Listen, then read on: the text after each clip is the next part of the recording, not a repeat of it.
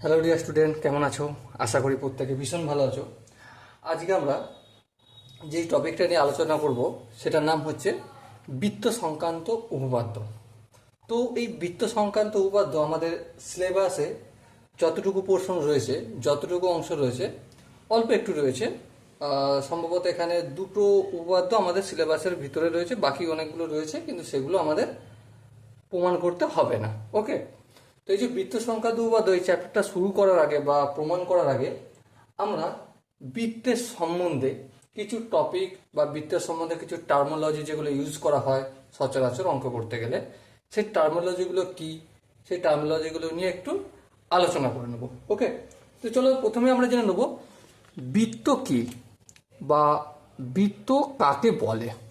ওকে, so বৃত্ত আমরা তাকেই বলবো যে একটি মাত্র বক্ররেখা দ্বারা সীমাবদ্ধ কোনো সমতলিক চিত্রের মধ্যবর্তী একটি নির্দিষ্ট বিন্দু থেকে ওই বক্ররেখার উপর অবস্থিত প্রতিটি বিন্দুর সরলরৈখিক দূরত্ব যদি সর্বদা সমান হলে তাহলে ওই সমতলিক চিত্রকে বৃত্ত বলে। এটা কি বলতো, এটা হচ্ছে এটা সংজ্ঞা। এই বৃত্তের সংজ্ঞাটা অনেকটা কঠিন কঠিন ভাব লাগছে, তাই না? চলো আমি একটু ছবি আঁকিয়ে দেখালে বুঝতে পারবে যে সংজ্ঞাটার সঙ্গে আর এই বৃত্তের সাদৃশ্য পাচ্ছে কিনা। একটি মাত্র বক্ররেখা, তাহলে কি হবে, এই আমি মনে করছি এটা বক্ররেখা, ঠিক আছে। একটি মাত্র বক্ররেখা দ্বারা সীমাবদ্ধ সমতলিক ক্ষেত্র। সীমাবদ্ধ মানে এই আমি এতটা অঙ্কন করলাম, তারপর এতটা ফাঁকি থাকবে এমন নয়, কিন্তু কেমন, এটা পুরোটা ঘেরা থাকবে। সমতলিক ক্ষেত্র, সমতলিক মানে একটা সমতল অংশে থাকবে। বৃত্ত কখনোই সাপোজ মনে করো আমার এখানে এই বইটা রয়েছে, আবার এখানে এই বইটা রয়েছে, তাই না? এবারে বৃত্ত কখনো এই পোর্শনটা উঁচুতে এই পোর্শনটা নিচুতে হবে না। হবে কেমন, বৃত্ত হবে এমন যে একটা প্লেন জায়গা বা প্লেন হবে, সমতলের মধ্যে হবে, সমতলের উপর হবে। এই যে চিত্রটা, এই চিত্রটার মধ্যবর্তী একটা বিন্দু, ধরো এটা হচ্ছে মধ্যবর্তী বিন্দু। এই বিন্দু থেকে এই যে বৃত্তের যে চাপ, এটা তো বৃত্তের প্রতিটি অংশ, বক্ররেখার প্রতিটি অংশের রৈখিক দূরত্বটা সমান হবে, তবে এটাকে কি বলবো আমরা, বৃত্ত বলবো। তাহলে বৃত্ত কি, বৃত্ত একটা বক্ররেখা দ্বারা সীমাবদ্ধ সমতলিক চিত্র যার মধ্যবর্তী অংশ থেকে প্রতিটি মধ্যবর্তী, এই যে মধ্যবর্তী আমি ধরছি কেন্দ্র, কেন্দ্রটা হচ্ছে ও, ও থেকে এখানেরও যা দূরত্ব, ও থেকে বৃত্তের এই অংশেরও তাই দূরত্ব, আবার কেন্দ্র থেকে এই অংশেরও তাই দূরত্ব। তো এটা কি হলো, আমাদের বৃত্ত বলা হলো। এবারে বৃত্তাকার ক্ষেত্র কাকে বলে? বৃত্ত ও বৃত্তের ভিতরের অংশ, এই যে বৃত্তটা হয়েছে, এই বৃত্তের যে ভিতরের অংশটা সাথে সাথে এই বৃত্তের এই যে চারপাশের সাইডে আছে না, এই পুরো অংশটাকে আমরা কি বলবো, বৃত্তের ক্ষেত্র বলবো। ওকে, এবারে বৃত্তের ক্ষেত্র ছাড়া আরো কিছু জানবো, যেমন কেন্দ্র। বৃত্তের কেন্দ্র কাকে বলে? বৃত্তের কেন্দ্র হচ্ছে, সাপোজ এটা একটা বৃত্ত, মধ্যবর্তী এমন একটা বিন্দু যেই বিন্দু থেকে বৃত্তের প্রতিটা অংশের দূরত্ব সমান। ধরো এই বিন্দুটাকে আমি ও নাম দিচ্ছি, ও বিন্দু থেকে এখানেরও দূরত্ব যা হবে, এখানেরও দূরত্ব তাই হবে, এখানেরও দূরত্ব তাই হবে, এখানেরও দূরত্ব তাই হবে। তাহলে কেন্দ্র এমন একটা মধ্যবর্তী জায়গা, বৃত্তের মধ্যবর্তী অংশ, যেই অংশ থেকে বৃত্তের প্রতিটা যে এই যে বক্ররেখাটা রয়েছে, বক্ররেখার প্রতিটা অংশের দূরত্ব সমান, সেটা কি বলা হবে, বৃত্তের কেন্দ্র। ওকে, আশা করি প্রত্যেকে বোঝা গেছে। এবার আমরা জানবো পরিধি। কি জানবো? পরিধি। পরিধি মানে বৃত্তের এই যে চারপাশের অংশটা, এই অংশটাকে কি বলে, পরিধি বলে। যে বক্ররেখা দ্বারা বৃত্তটা একটা সীমাবদ্ধ অংশ, সেটাকে কি বলছে আমরা, পরিধি বলছে। যেমন ধরো এই যে অংশটা একটা বক্ররেখা দ্বারা সীমাবদ্ধ সমতলিক ক্ষেত্র, তো এই যে বক্ররেখার যে ডিস্টেন্স বা বক্ররেখাটা কি অ্যাকচুয়ালি কিন্তু আমরা পরিধি বলি। ওকে, এরপর জ্যা, এরপর আমরা কি নিয়ে আলোচনা করব, জ্যা নিয়ে। জ্যা কাকে বলে? যা হচ্ছে বৃত্তের উপর অবস্থিত যে কোনো দুটি বিন্দুর সংযোজক সরল রেখাংশকে জ্যা বলে। তাহলে এই জ্যা কাকে বলে সেটা আমরা একটু ছবি এঁকে দেখে নেব। সাপোজ এই তো একটা বিন্দু, এই বৃত্তের যে কোনো দুটো বিন্দু, সাপোজ এখানে একটা বিন্দু এ আর এখানে একটা বিন্দু বি, ঠিক আছে, আর এটাকে আমি ও বিন্দুর নাম দিচ্ছি কেন্দ্রটা হচ্ছে ও বিন্দু। বৃত্তের চাপের ওপর যে কোনো দুটো বিন্দুর সংযোজক রেখাংশ, এই যে আমি দুটো বিন্দু ধরেছি এ আর বি, এই দুটো বিন্দুকে যে সংযোজক মানে যোগ ঘটাচ্ছে এই দুটো বিন্দুকে, যেই সরলরেখাটা, সেই সরলরেখাটাকে আমি জ্যা বলবো। ওকে, এটা শুধুমাত্র এখানে যে হতে পারে তার কোনো মানে নেই, এটা এখানেও হতে পারে, এটা এভাবেও হতে পারে, এটা এভাবেও হতে পারে, আবার এটা এভাবেও হতে পারে, এটা এভাবেও হতে পারে, এভাবেও হতে পারে। মুদ্রা কথা আমাকে মাথায় রাখতে হবে বা মনে রাখতে হবে কি, যে বৃত্তের যে পরিধির উপর যে কোনো দুটো বিন্দু যখন একটা সরলরেখা দ্বারা সংযোজক হচ্ছে তখন সেই সরলরেখাটাকে কি বলবো? জ্যা বলবো। ওকে, এবারে জ্যা বলতে বলতে আরেকটা জিনিস একটু ডিসকাস করে নেওয়া যায়, ব্যাস কাকে বলে এটা একটা ডিসকাস করে নেওয়া যায়, ঠিক আছে। তারপর জ্যা আর ব্যাসের মধ্যে কি সম্পর্ক রয়েছে সেটা নিয়ে আমরা একটু না হয় আলোচনা করব।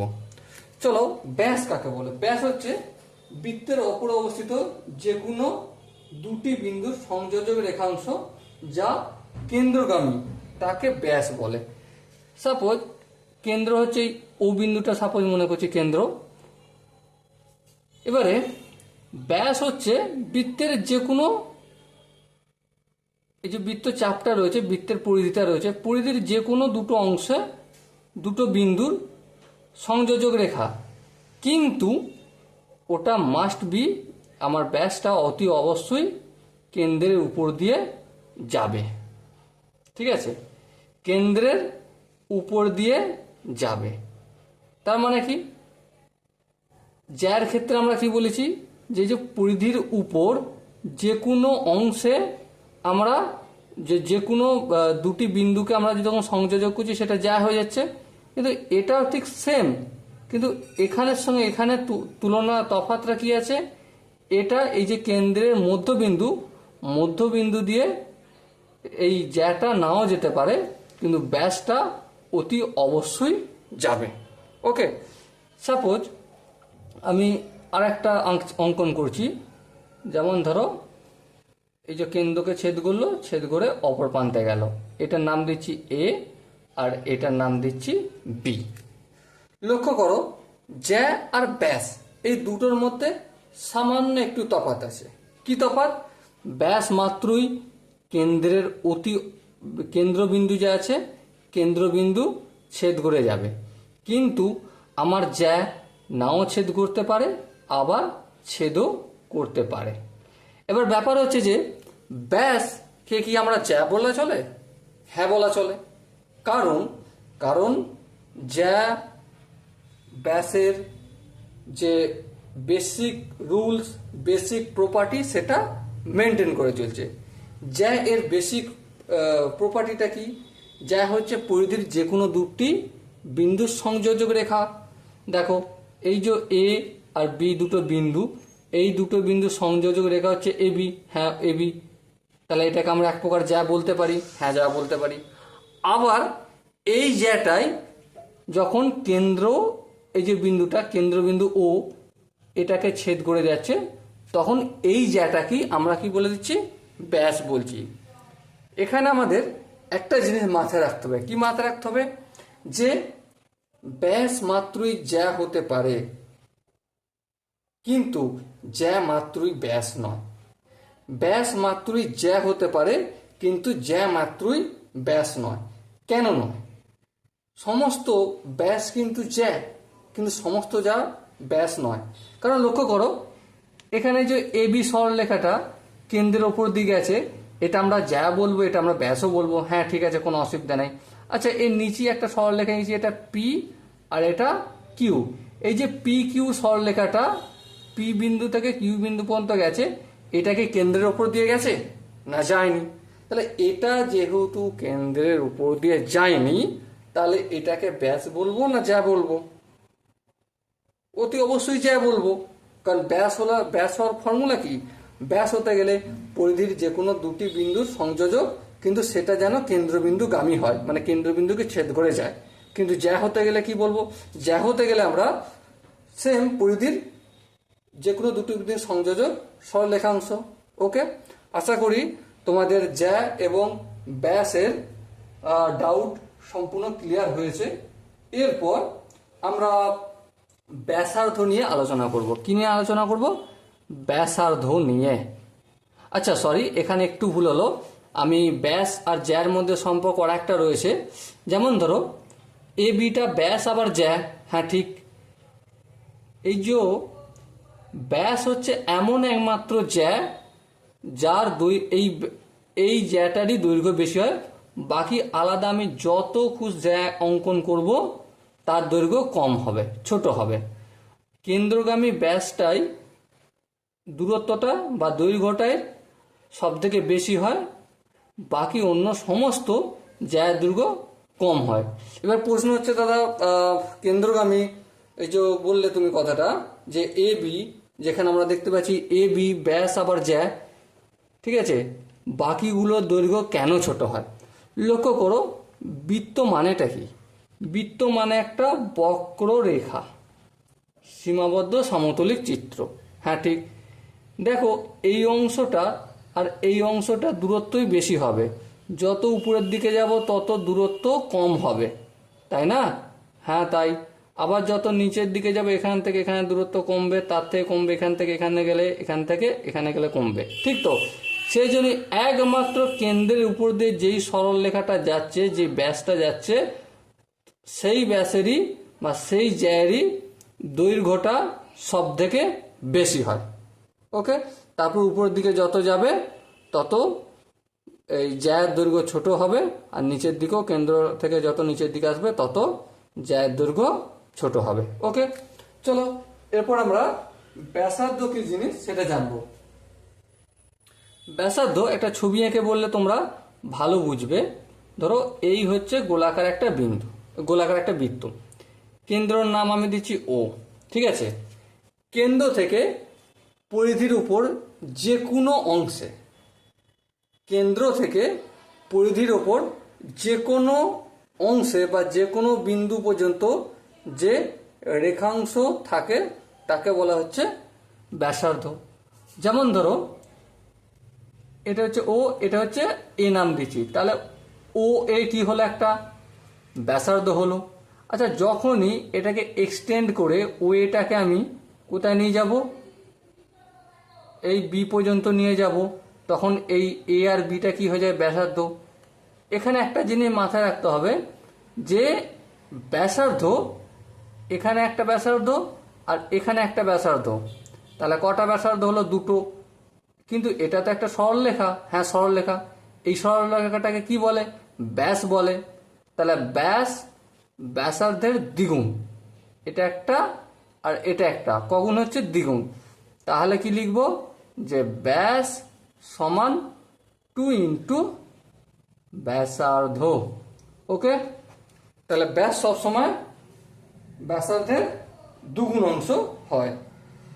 চলো নেক্সট আমরা বৃত্তের চাপ কাকে বলে বা বৃত্তচাপ কাকে বলে সেই জিনিসটা নিয়ে একটু আলোচনা করে নিই।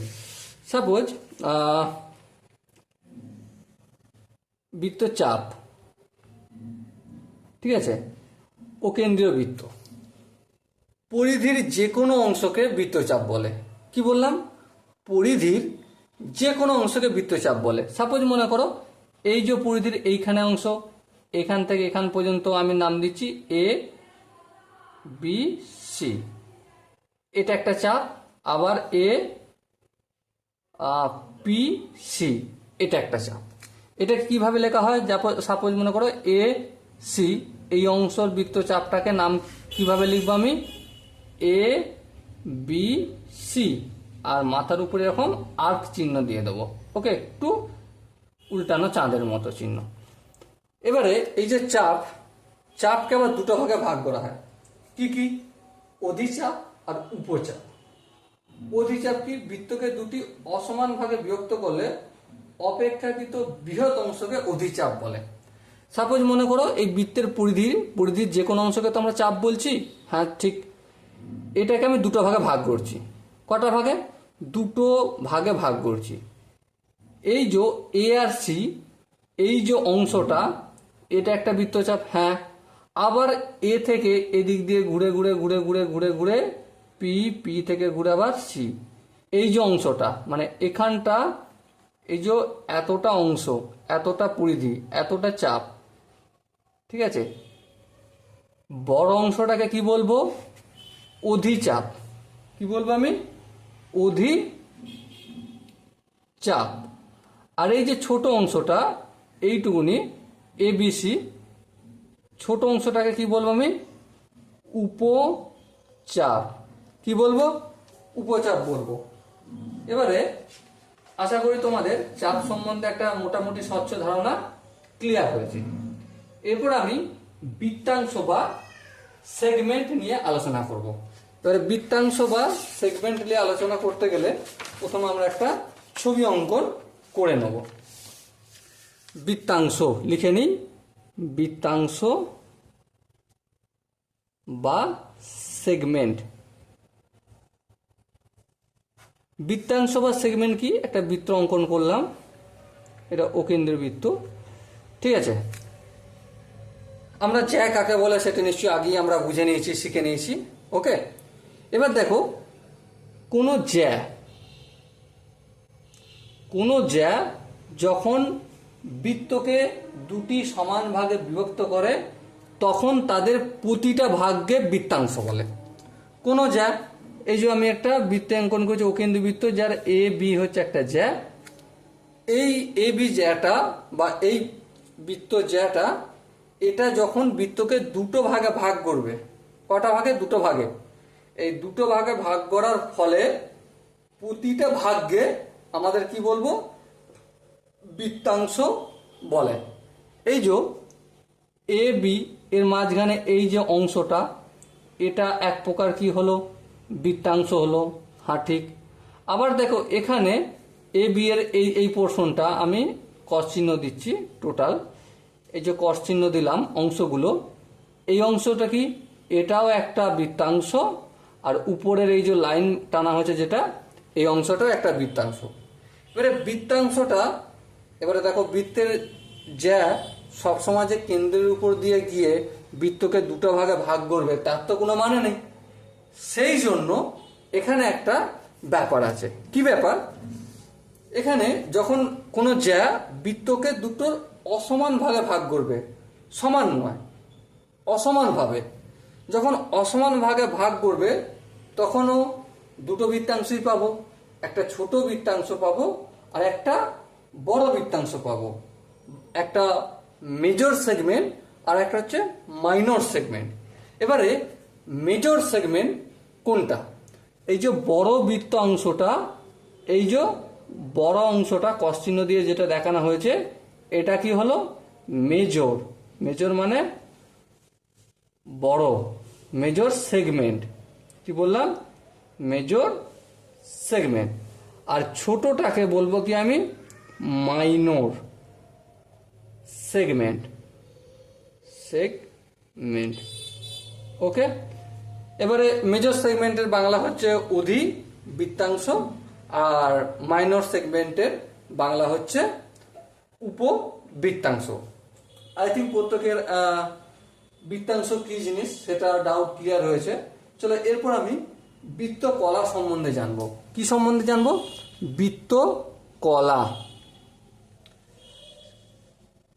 বাড়িতে যেই কলা খাবার জন্য আনা হয় সেই কলা নয় কিন্তু, হ্যাঁ, এটা আলাদা। বৃত্ত কলা কি জিনিস জানবো। প্রথমে আমি বুঝে নেবো বৃত্তকলা কি বলে, তারপর ডেফিনেশন পড়ে যাব। বা আমাদের তো পরীক্ষায় ডেফিনেশনটা আসে না, আমাদের আসল হচ্ছে বোঝাটা, কনসেপ্ট ক্লিয়ার করাটা, তাই না? বৃত্তকলা কাকে বলছে? একটা বৃত্ত, এই যে অকেন্দ্রীয় বৃত্ত, একটা বৃত্ত যখন দুটো পৃথক ব্যাসার্ধ ও তাদের মধ্যবর্তী বৃত্তচাপ দ্বারা সীমাবদ্ধ বৃত্তাকার ক্ষেত্রটাকে বলা হচ্ছে বৃত্তকলা। সেটা কেমন? সেটা হচ্ছে দেখো, দুটো ব্যাসার্ধ দ্বারা ও কেন্দ্রীয় বৃত্ত, এর ব্যাসার্ধ ধরে নিচ্ছি এখানটা একটা, হ্যাঁ ওয়ে, এদিকটা আমি পি করলাম ওপি, আর এটা হচ্ছে ও কিউ। ঠিক আছে, দুটো ব্যাসার্ধ দ্বারা যে সীমাবদ্ধ সমতলিক ক্ষেত্র, এই যে এই অংশটা, এটাকে কি বলা হবে? বৃত্তকলা। এবার আমরা ডেফিনেশনটা একটু বুঝে নিই যে একটি বৃত্তের দুটি পৃথক ব্যাসার্ধ ও তাদের মধ্যবর্তী বৃত্তচাপ দ্বারা সীমাবদ্ধ বৃত্তাকার ক্ষেত্রের অংশকে বৃত্তাকার বলা হয়। দেখো, এই যে পি কিউ, এটা কি পি কিউ, এই অংশটা এটা বৃত্তচাপ, আর হচ্ছে ওপি আর ও কিউ কি, ওপি আর ও কিউ হচ্ছে ব্যাসার্ধ।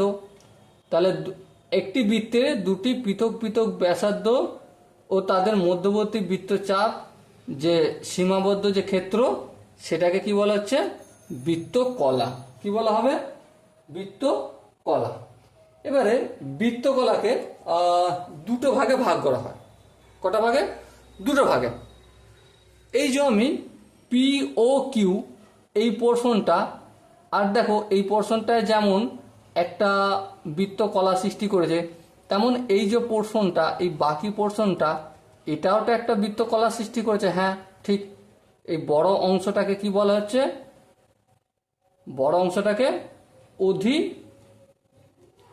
বৃত্তকলা, আর ছোট অংশটাকে, এই যে ছোট অংশ, এটাকে কি বলা হচ্ছে? উপবৃত্তকলা। ওকে, আশা করি তোমাদের বুঝতে কোনো অসুবিধা হয়নি। চলো এরপর যেই টপিকটা নিয়ে আলোচনা করব সেটা হচ্ছে যে অর্ধবৃত্ত। অর্ধবৃত্ত কি? অর্ধবৃত্ত নর্মালি তোমরা ছোট থেকেই দেখেছো, জানো এটা, যে একটা বৃত্ত, ঠিক আছে, এই কেন্দ্র আর এই হচ্ছে ব্যাস, এর অর্ধেক অংশটাকে আমরা কি বলি? অর্ধবৃত্ত। ব্যাস, মিটে গেল। এবারে এক কেন্দ্রীয় বৃত্ত কাকে বলে? এক কেন্দ্রীয় বৃত্ত, এক কেন্দ্রীয় বৃত্ত। এক কেন্দ্রীয় বৃত্ত কি? সাপোজ মনে করো এই ও হচ্ছে একটা বিন্দু, ঠিক আছে, এইটাকে কেন্দ্র করে এখানে একটা বৃত্ত অঙ্কন করা হলো। হ্যাঁ, আবার তার উপরে একটা বৃত্ত অঙ্কন করা হলো। হ্যাঁ, এই যে পরস্পর একটা বিন্দুকে কেন্দ্র করি, এই একটা বৃত্ত, এই একটা বৃত্ত, আবার এই একটা বৃত্ত, তিনটে চারটে পাঁচটা যতগুলো বৃত্ত অঙ্কন করলো অসুবিধা নেই। তো এই যে এখানে দেখো আমি দেখিয়েছি একটা, দুটো, তিনটে বৃত্ত দেখিয়েছি, কিন্তু এই তিনটে বৃত্তরই কেন্দ্রবিন্দু একটাই, সেটা কি? ও কেন্দ্রবিন্দু। তো এই টাইপের বৃত্তকে কি বলা হয়?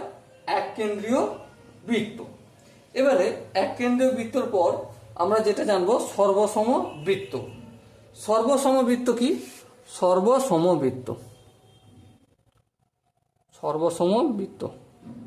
সাপোজ এখানে পাঁচটা বৃত্ত রয়েছে। কটা? আমার বৃত্তগুলো খানিকটা ডিমের মতো হয়ে গেছে, ঠিক আছে। ধরো এখানে তো পাঁচটা বৃত্ত আছে, এই প্রতিটা বৃত্তর ব্যাসার্ধ কি লিখলাম? ব্যাসার্ধ যখন সমান হবে, প্রতিটা বৃত্তর ব্যাসার্ধকে আমরা কি দিয়ে ডিনোট করি? আর দ্বারা ডিনোট করি। তো প্রতিটা বৃত্তের ব্যাসার্ধ যখন সমান হবে, তখন সমস্ত বৃত্তকে কি বলা হবে? সর্বসম বৃত্ত। কি বলা হবে? সর্বসম বৃত্ত। আশা করি প্রত্যেকের বোঝা গেছে। চলো এরপর আমরা একটা কাজ করব। কি কাজ? এরপরের আমরা যে ভিডিও তোমাদের কাছে পৌঁছাবে, সেই ভিডিওটায় আমাদের এখানে যে তোমাদের সিলেবাস অনুযায়ী দুটো রয়েছে। একটা রয়েছে যে কি রয়েছে, একটা যে বইতে রয়েছে সিলেবাস অনুযায়ী,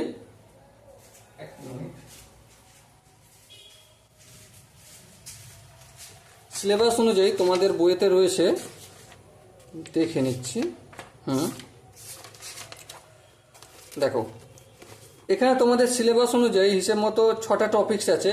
এর মধ্যে তোমাদের প্রমাণ করতে হবে 4 নম্বর পার্টটা আর 5 নম্বর পার্টটা। এবার 4 নম্বর আর 5 নম্বর পার্টটা কি বলেছে, যে ব্যাস নয় এরূপ কোনো জ্যাকে বৃত্তের কেন্দ্র দিয়ে অঙ্কিত কোনো সরলরেখা সমদ্বিখণ্ডিত করলে সরলরেখাটি জ্যা এর উপর লম্ব হবে, এটা প্রমাণ করতে বলেছে। আর কি আছে, ব্যাস নয় এরূপ কোনো জে এর উপর কেন্দ্র দিয়ে অঙ্কিত কোনো লম্ব রেখা যাকে সমদ্বিখণ্ডিত করে, এটা প্রমাণ করতে হবে। আর বাকি উপরে যে 3টে পোর্শন রয়েছে এগুলো প্রমাণের প্রয়োজন নেই, কিন্তু হ্যাঁ ওটাও আমাদের শিখে রাখতে হবে, কারণ ওখান থেকে বিভিন্ন রকম শর্ট কোশ্চেন আসতে পারে। ওকে, ততক্ষণ জয় হিন্দ, দেখা হচ্ছে পরের ভিডিওতে।